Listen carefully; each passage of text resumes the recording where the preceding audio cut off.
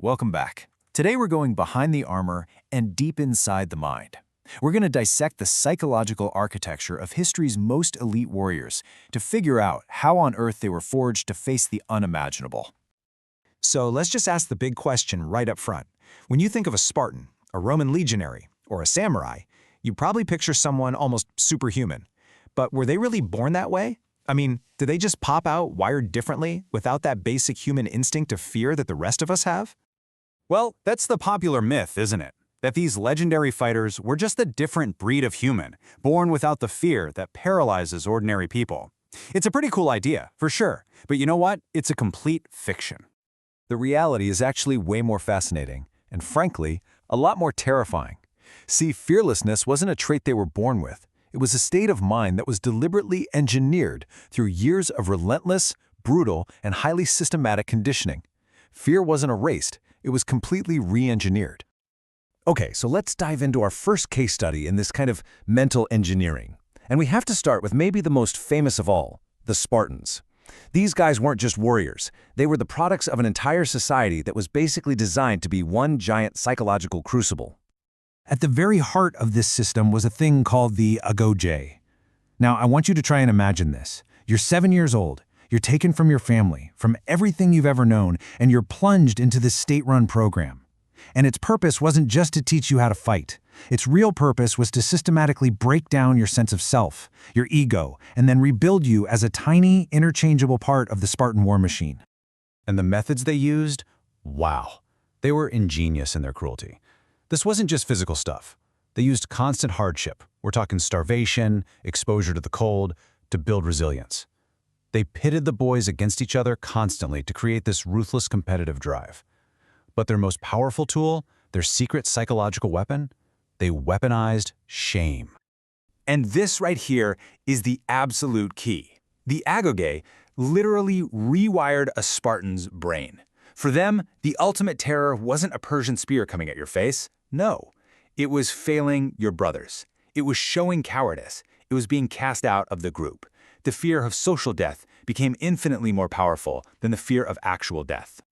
All right, so if the Spartans were masters of social engineering, our next case study perfected psychological programming on an almost industrial scale. Yeah, we're talking about the Roman legions.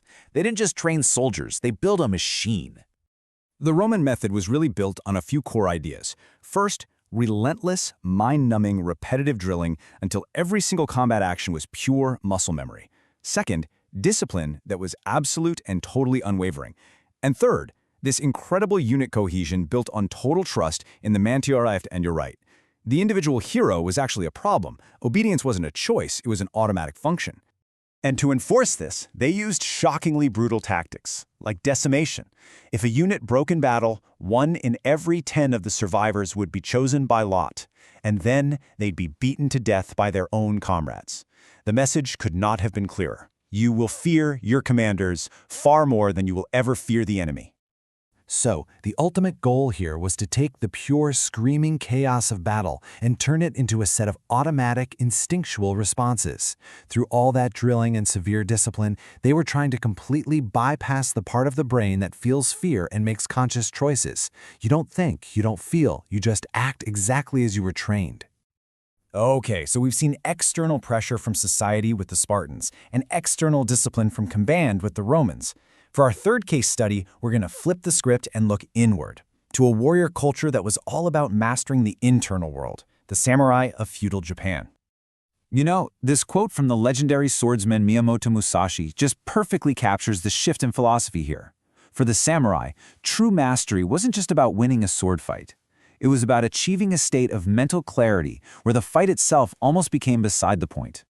They were pursuing a mental state called mushin, which literally means no mind. You can think of it as the ultimate flow state. It's where the body just acts perfectly and without hesitation because it's free from the interference of conscious thoughts like anger, fear, or ego. The mind becomes like perfectly still water, calm, reflective, and capable of instantaneous, perfect action. And they got to this state not just through sword practice, but through a totally holistic training of the mind. They used meditation to quiet the ego, they practiced calligraphy to develop precision and intense focus, and they deeply embraced a philosophy that accepted the impermanence of life, which, combined with a code of absolute loyalty, made their own self-preservation a secondary concern.